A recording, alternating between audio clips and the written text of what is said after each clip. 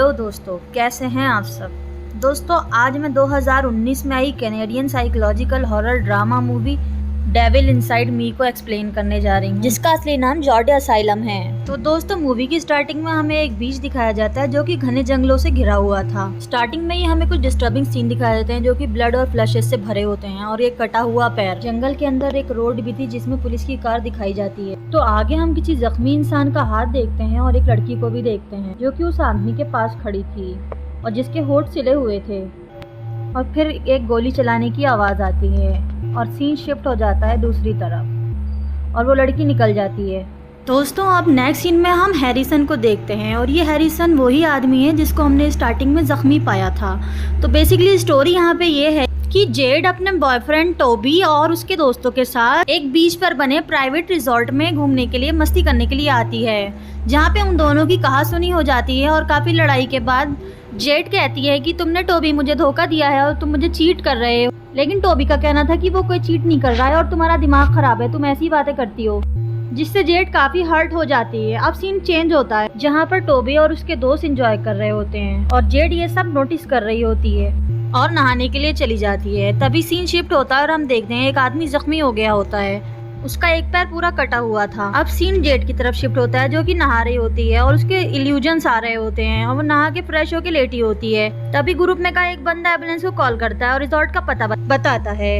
Next scene में हम Z को हेल्यूसिनेट करते हुए देखते हैं। वो देखती है कि उसके फादर उसके साथ हैं और वो कुछ बातें कर रहे होते हैं। फादर कुछ नेगेटिविटी की बातें करते हैं जो जेड को पसंद नहीं आती है, वो कुछ याद दिलाना चाहते हैं। यहाँ नेक्स्ट सीन में टोबी और उसका बड़ा भाई दोनों जंगल में घूमने के लिए निकलते हैं, थोड़े फ्रेश होने के लिए। वहाँ दोनों की कन्वर्सेशन से पता चलता है कि टोबी एक अच्छा इंसान है और वो प्ले बॉय नहीं है, इसीलिए वो जेड को कोई चीट नहीं कर रहा है। दोस्तों यहाँ मैं आपको बताना चाहूंगी कि जो भी सब कुछ हो रहा है वो जेड के दिमाग में हो रहा है, ये सब हेल्यूसिनेशन है। कि जेड ड्रग्स लिया करती थी तो ये उसी का नतीजा था कि उसे हेल्यूसिनेशन आया करते थे, ऐसा कुछ रियल में नहीं हो रहा था जहाँ तक मेरा हिसाब है। अब एम्बुलेंस दिखाई जाती है जो कि आ गई होती है, लेकिन एम्बुलेंस ड्राइवर के साथ बहुत बुरा होता है। वहाँ कुछ फॉरेस्ट के मॉन्स्टर जैसे लोग होते हैं जो कि ड्राइवर को मार देते हैं बड़ी बेरहमी से। एक और बात नोटिस करने वाली है कि वो जब मारते हैं तो होठों को सिल लिया करते हैं। और हम यहाँ दो पुलिस वालों को देखते हैं जो कि इंटीमेट होकर अभी अभी उठे होते हैं और बोल रहे होते हैं कि हम अमेरिकन को पसंद नहीं करते, इसलिए मैंने उसका फोन नहीं उठाया। यहाँ कुछ और ही बात चल रही होती है। दोस्तों यहाँ बात टोबी और उसके दोस्तों की ही चल रही थी, वो ही कनेडियन नहीं था, अमेरिकन थे। और यहाँ ये लोग खूब इंजॉय करते हैं और आपस में बातचीत भी करते हैं, साथ साथ ड्रग्स भी लेते हैं और बहुत इंजॉय करते हैं।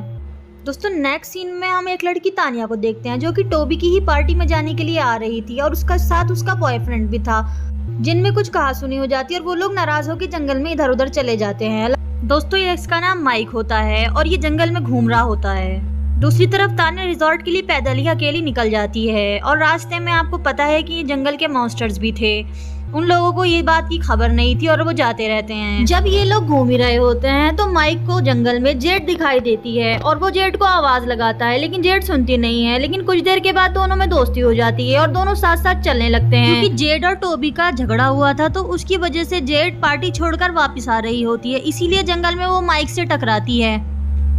सो एनीवे माइक को वहाँ पर एहसास होता है कि उन दोनों के अलावा भी जंगल में कोई और है। अब सीन फिर से शिफ्ट होता है और जेड खड़ी हुई दिखाई जाती है। यही हमें शक होता है कि ये जो सब चीजें हैं वो ड्रग्स लेने की वजह से जेड के दिमाग में हो रही हैं, ना कि हकीकत में। और ऐसा इसलिए था क्योंकि जेड को लगता था कि वो अपने दोस्तों के लायक नहीं है और उसे वो लोग बेवकूफ समझते हैं। इसी बात का गिल्ट उसके दिमाग में था जो वो हेल्यूसिनेट कर रही थी, जो वहीं जा रहे होते हैं जहाँ से उनका कॉल आया था, यानी कि जंगल में। अब सीन शिफ्ट होता है और तीनों दोस्तों को दिखाया जाता है जो कि थोड़ा सा एंजॉय करने के लिए रिजॉर्ट से बाहर आते हैं। इसके साथ ग्रुप की एक और लड़की को जंगल मॉन्स्टर मार देते हैं। यहाँ हमें दिखाया जाता है माइक और जेड आपस में बातें करते हैं। जेड उसको बताती है कि उसे गिल्ट है कि उसने 12 साल में अपने फादर की जान ले ली। तो यहाँ हमें पता चलता है कि उसके फादर जिंदा नहीं है। साथ साथ जंगल मॉन्स्टर भी दिखाई देते हैं, जहाँ माइक जेड को दिलासा देता है और कहता है कि तुम 12 साल की थी, तुमने कोई गुनाह नहीं किया, खुद को ब्लेम करना बंद करो। अब सीन शिफ्ट होता है जहाँ टोबी के वही 3 दोस्त जो जंगल में एंजॉय करने के लिए आए थे और वो एंजॉय कर भी रहे होते हैं, जिनकी आपस में कहासुनी होती है और थोड़े से बीच बचाव के बाद, मजाक के बाद वो लोग नॉर्मल हो जाते हैं। तभी उन्हें एहसास होता है कि वहाँ कोई और भी मौजूद है, यानी कि वो जंगल मॉन्स्टर। यही पता लगाने के लिए उन तीनों में से दो उस आदमी के पीछे जाते हैं और एक पीछे रह जाता है, जहां हम देख पाते हैं कि पुलिस भी वहां पर पहुंच गई होती है।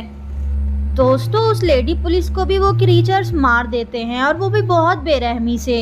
अब सीन शिफ्ट होकर मेल पुलिस पर पहुंचता है। उसके साथ हमें उन दो लोगों को भी दिखाया जाता है जो कि क्रीचर के पीछे गए थे।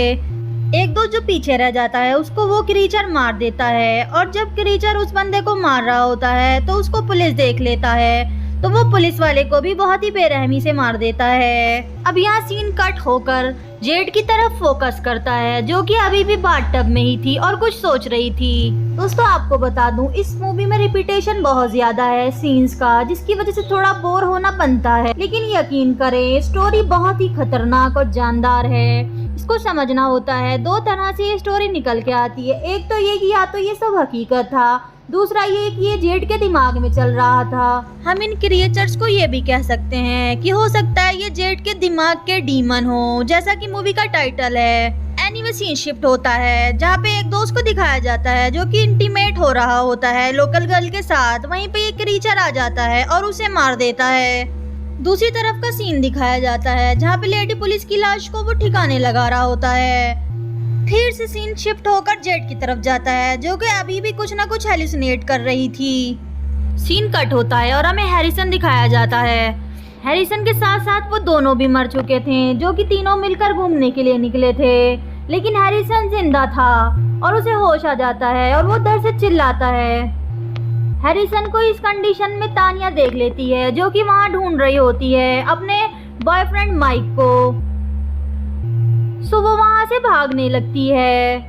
तब वहीं पर फिर क्रीचर आ जाता है जो कि तानिया को भी जान से मार देता है। अब सीन शिफ्ट होकर जेड पर फोकस करता है जो कि जंगल में भाग रही होती है क्योंकि क्रीचर्स उसका भी पीछा कर रहे होते हैं। दोस्तों मैं आपको बता दूं जेड एक ओवर थिंकिंग करने वाली लड़की थी। एनीवे आगे बढ़ते हैं। तो दोस्तों यहाँ पर सीन फिर से हैरिसन पर फोकस करता है जो कि अभी भी जिंदा था और हाथ के सहारे चलता हुआ रोड की तरफ आना चाह रहा था, जहाँ पर माइक और जेड उसको देख लेते हैं और उसको एम्बुलेंस में लिटाते हैं। अब दोस्तों जैसे ही एम्बुलेंस थोड़ी दूर चलती है तो वहाँ क्रीचर आ जाते हैं और एम्बुलेंस में दोनों को ही जान से मार देते हैं।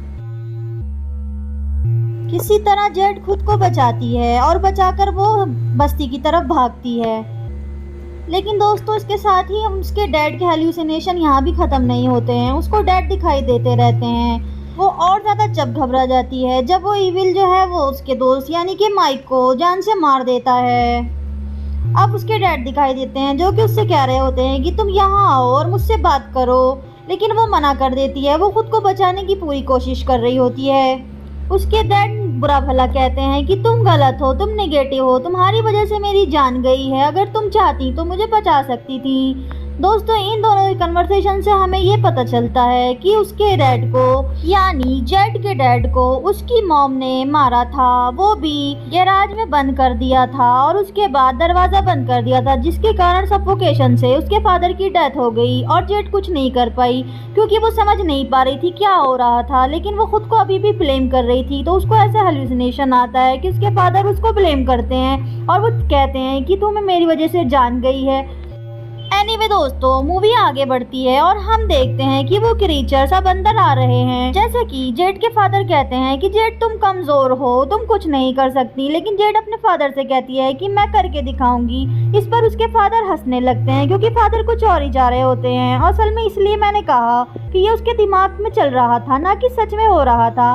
अब जेड उस क्रीचर को मार देती है। जेड उसको कड़ी टक्कर देती है। बात सोचने वाली है, ऐसा कैसे हो सकता है कि इतना ताकतवर क्रीचर एक हाथ से मर जाए, जो कि गाड़ी से टक्कर खा के भी नहीं मरता है। तो इसलिए हम यहाँ कह सकते हैं कि ये जेड का हेलुसिनेशन है और कुछ भी नहीं, क्योंकि हमने उसको पिल्स लेते हुए देखा था। ड्रग्स एडिक्टिव थी वो। फाइनली अब हम जेड को फ्री होते हुए देखते हैं, जो कि सबसे लड़ती हुई, फाइट करती हुई अपनी गाड़ी में बैठती है और वहां से निकल जाती है, लेकिन रास्ते में रुकती है। अब यहाँ पर वही सीन लौट कर आता है जो हमने मूवी की स्टार्टिंग में देखा था, जहाँ पे हैरिसन जख्मी पड़ा था और वो जेड से रिक्वेस्ट करता है कि मुझे गोली मार दो, और जेड ऐसा ही करती है और ये करके वो वहां से निकल जाती है।